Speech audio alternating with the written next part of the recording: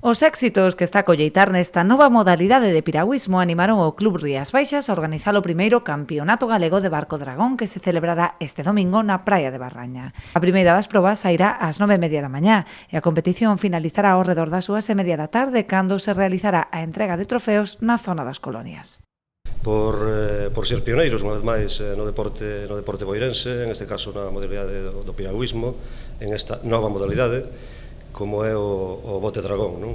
De onde veñen xa de acadar uns éxitos considerables a nivel nacional, cos campeonatos de España, que acaban de, fai pouco que participaron.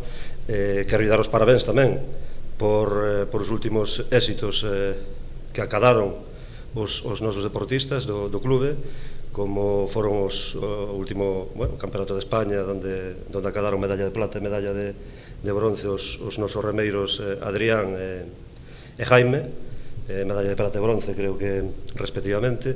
Así mesmo, clasificáronse xa para o vindeiro Campeonato do Mundo que se celebrará en Dinamarca. A proba, que forma parte do calendario da Federación Galega de Piragüismo, está aberta a todos os clubs que conten coa modalidade de barco dragón. Uns 300 deportistas competirán nas distintas categorías, dende infantil ata sénior. A esta proba hai inscritos un total de... está en torno aos 300 deportistas, vale, dun número total de 6 clubes participantes, dos cales un club ven de fora de Galicia, invitado, é o Club Asturias Dragon Boat, que é un dos clubes que ten maior participación por número de deportistas a nivel nacional. Interesoulle esta regata, animouse a vir a participar e nos encantados.